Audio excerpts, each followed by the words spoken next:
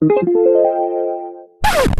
up, bye babes? I'm back with another video. Today's video is going to be 5 ways to overcome internalized biphobia. So, as you know, we live in a cis hetero, patriarchal, white supremacist society. That's a lot of things. Did I say everything properly?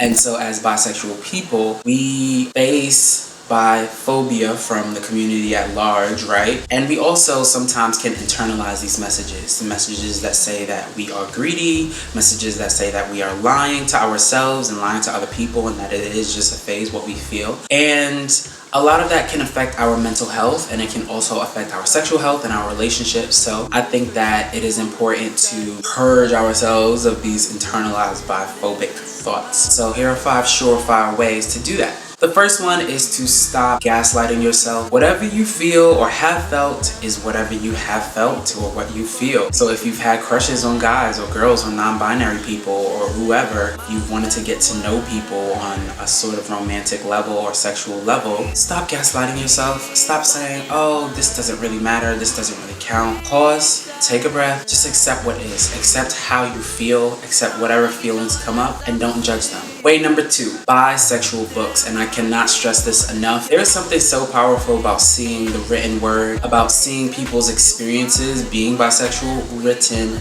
down. I'm talking about fiction books that include bisexual characters or center bisexual characters, or just, non-fiction, maybe memoirs and what have you. I really recommend those. I will put a couple of my favorite books down in the description box, and I did want to highlight this book.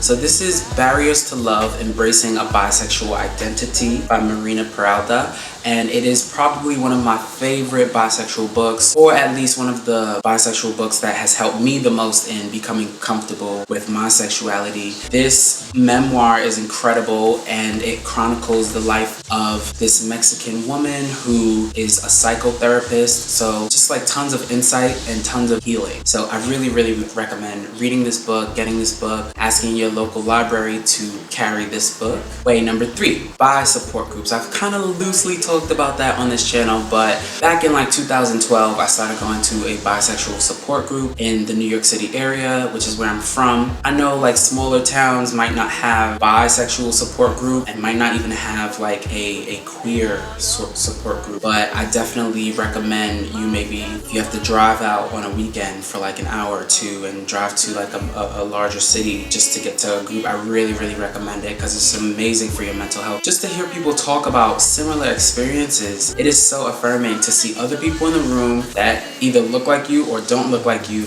have very similar experiences, and it makes you feel like you're not alone. It reminds you that you're not alone, because you're not alone. There are so many bisexual people in this world. Way number 4, stop putting pressure on liking a particular gender. So I remember before I had done the work to become more comfortable in my own skin, I was putting so much pressure on me liking women, because especially for men, our manhood and attraction to women is so intertwined in terms of the way we condition boys to be, in terms of how we think about manhood in this society. It's very much in relation to how women feel about us or how we feel about women. And that's one of the pitfalls of gender. It says that we are nothing without the other gender. It says that we are only half of a whole. And yeah, I won't go too far into that in this video, but there are glaring problems with just that statement alone. So like I said in the beginning, I was putting so much importance and so much weight on my attraction to women. And when I started to ease up off of that, that's when my sexuality could really flow, and I could feel a lot better about myself and about my sexuality. And I just don't think it's healthy. So even though we live in a heteronormative society that praises our attraction to the opposite gender only, it's just not healthy to put so much attention on your attraction to a particular gender. It's not healthy to wrap up your sense of self and sense of worth on how attracted you are to the opposite gender. And for those of you who it's the opposite way, you're putting a lot of weight on being attracted to the same gender, I would say it's similar along the same lines. It's not healthy to put so much weight and so much focus on being attracted to a particular gender. Just accept what is. Okay, so this is the fifth and final way. I would say just allow yourself to feel the excitement and feel the rush of having a new crush or being attracted to somebody. Maybe it's a celebrity crush, or maybe it's just somebody that you see on the street or a friend or whatever. Allow yourself to just like feel how good that feels and how exciting it is to be attracted to somebody else without all of the judgments, without all of the labels, and without the questions of like, oh, well, what does this mean? And like, oh, are we going to be in love or whatever? Well, those are some of the questions that I be thinking. Are we going to be in love? Allow yourself to just feel it. And hopefully one day you get to a place where when you're experiencing attraction, the only feeling that you have is excitement and joy and not shame. Well, I hope this video helps somebody. I love you guys so much. Thank you so much for all of your support. Bye, babes. I will be back with another Bisexual Men Speak video next week.